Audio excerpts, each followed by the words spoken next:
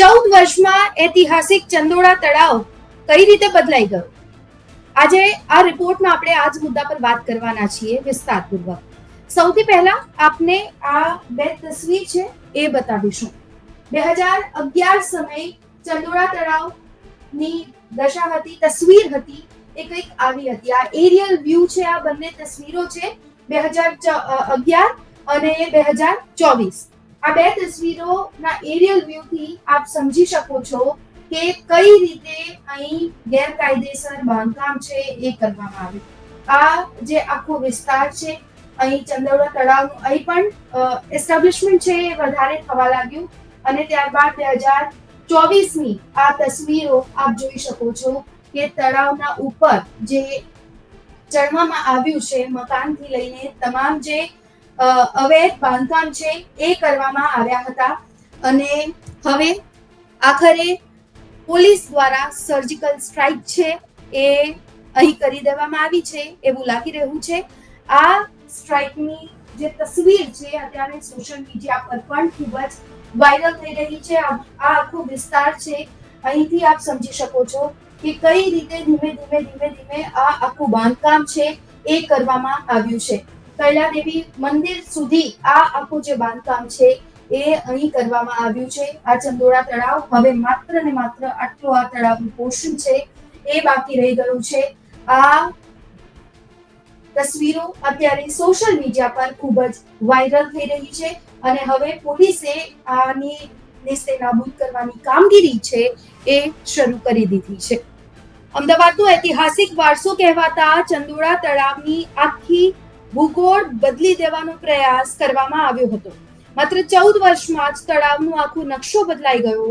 તળાવની આસપાસના વિસ્તારમાં મોટા પાયે અતિક્રમણ થયું તે સ્પષ્ટપણે આપણે જોઈ શકીએ છીએ.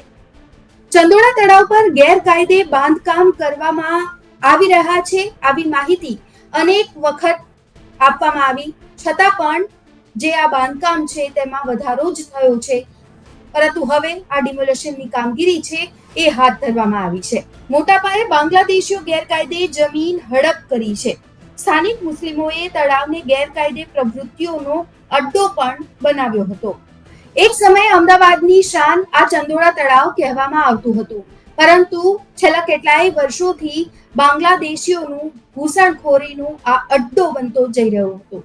તળાવનું જે ખરેખર મહત્વ હતું તેને ભૂંસી નાખવાનો પ્રયાસ ખૂબ થયો. ગેરકાયદે જે દબાણો થયા તેના કારણે તળાવની અસ્તિત્વ જોખમમાં આવી ગયું.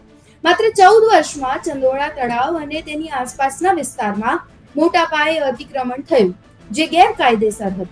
તળાવનું કદ ઝડપથી ઘટી રહ્યું છે અને તેની અંદર પાક્કા મકાનો, મસ્જિદ અને નાની ફેક્ટરીઓ શરૂ થઈ ગઈ. 2021ના લોકડાઉન સમયે તો અતિક્રમણમાં ઝડપથી વધારો થયો. વસ્તીની ગીચતા પણ ખૂબ ઝડપી વધી, જેના કારણે તળાવનું ઇકોલોજીકલ અને ઐતિહાસિક મહત્વ ખતરામાં આવી ગયું. કેબિનેટ કમિટી ઓફ સિક્યુરિટીની બેઠકમાં ડિમોલેશન અંગે આ નિર્ણય લેવામાં આવ્યો. રાજ્યમાં ઘૂસણખોરીને રોકવા માટે આ ઐતિહાસિક નિર્ણય છે એ લેવામાં આવ્યો, કારણ કે આ ચંદોળા તળાવ છે એ ઘૂસણખોરીનો અડ્ડો બનતો જઈ રહ્યો હતો.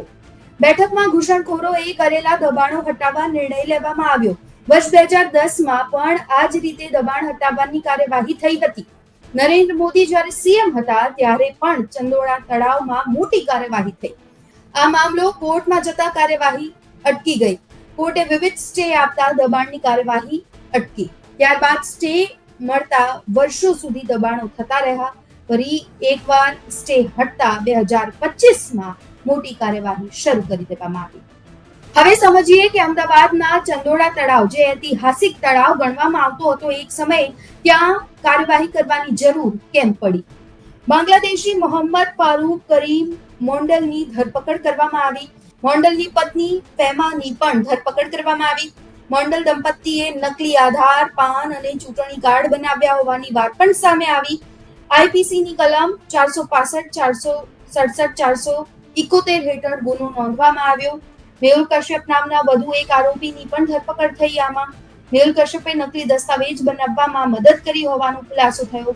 200થી વધુ શંકાસ્પદ નકલી દસ્તાવેજોની ઓળખ કરવામાં આવી છે અને વધુ તપાસ હાલ શરૂ છે. ગળાની સાંકળ બનેલા ચંદોળા તળાવના દબાણો હવે જમીન દોસ્ત થઈ રહ્યા છે અને ગુજરાત પોલીસની કામગીરીની પ્રશંસા પણ હવે ચારેકોર થઈ રહી છે. અત્યારે આ રિપોર્ટમાં બસ આટલું જ. ગુજરાતના તમામ મહત્વના સમાચાર જોવા માટે અને જાણવા માટે આપ જોડાયેલા રહો ગુજરાત તક સાથે. નમસ્કાર.